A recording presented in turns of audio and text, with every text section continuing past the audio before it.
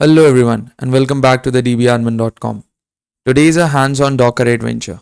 But you have not checked out the last video, Docker and containerization, I'll suggest you to go and watch that first. The link's in the description.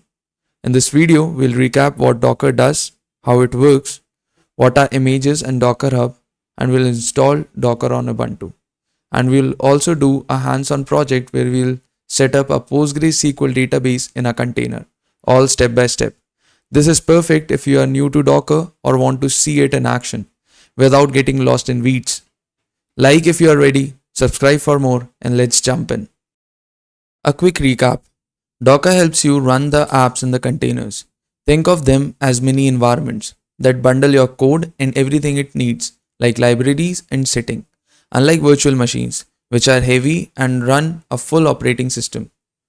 Docker container shares your computer's operating system, so they are fast and efficient. Docker engine is the brain behind it, managing all these containers.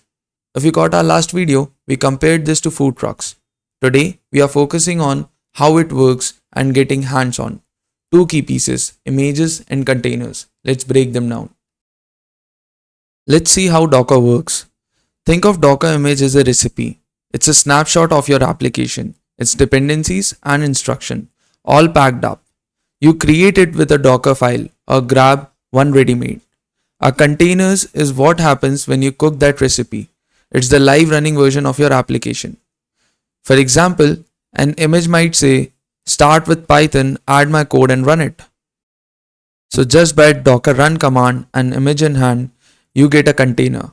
It's just like pressing the play button. Images are static and reusable. Containers are temporary and can be stopped or deleted. You will see this in action soon.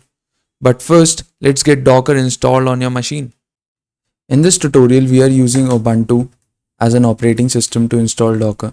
So for installing Docker, open your favorite browser over Ubuntu and search for Docker install Ubuntu. You can see the very first link is from docker.com. And once you'll open it, you will see install Docker engine on Ubuntu. Docker is also available for Mac operating system as well as for the Windows and also for different Linux distributions like Debian, RHEL, Fedora, and it is also available for Raspberry Pi. So now how you can install Docker over Ubuntu. So you will find different methods, but the most common method is installing Docker using the apt repository. So there are basically 3 steps involved. Third is the verification step. So one by one, we will copy all these steps and use our terminal to install Docker. So first of all, open your terminal and copy this. You can also copy these things one by one, every step, but you can also just copy everything at once and press enter. It is asking for password, so I'll provide the password.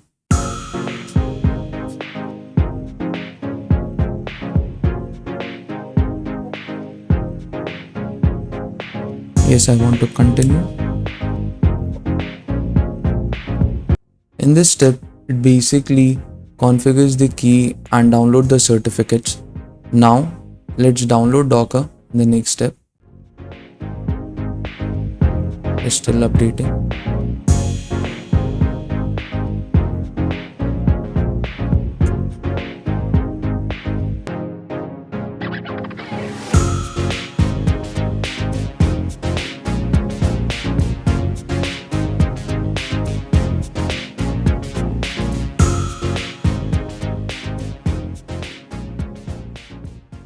So as you can see, it is installing Docker, and with this installation, dockercompose will be installed as well.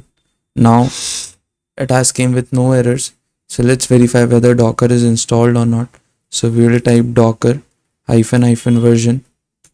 Should return the latest version of Docker that has been installed.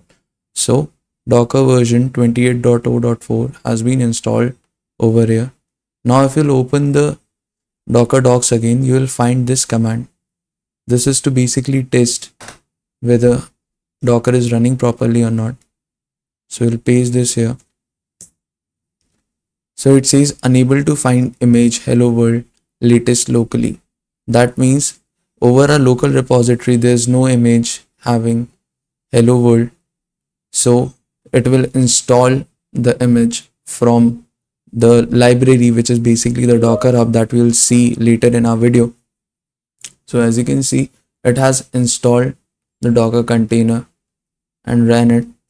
So if you'll do docker -a, it requires sudo docker -a. As you can see here, the container with the hello world image was created and now has been exited from the computer. So that was all about the Docker installation. You can also install Docker over your Mac operating system or Windows, whatever you like. They also come with a Docker desktop, which is the graphic UI interface for managing the containers, but it is not available for Ubuntu yet. So let's move to the next section. Now let's see Docker Hub. Docker Hub is like a library of pre-built images. Need Python, Nginx or PostgreSQL? It's there and it's free to download. You just type docker pull python to grab one. It's a hub for sharing. Big companies and developers upload images and you can too. Now let's explore Docker Hub. Go to your favorite browser and search for Docker Hub. The first link that you will find will be hub.docker.com. So this is the official page of Docker Hub, and here you can see a lot of images are available like Nginx, MySQL, PostgreSQL, Traffic, Grafana. So all these images are the Docker official images because they contain this tag. This tag is used for the Docker official image. So let's explore one of the images. So this is Docker official image for Postgres. You can directly download this image with the help of this command docker pull postgres and then run the container. There are different tags that are associated with the Docker image. Tag basically represents the version of the image. For example, if you want to install a older version of the image, you can use these tags for installing the older version. If you'll not provide any tag, then by default, it will pull the latest image that has been uploaded.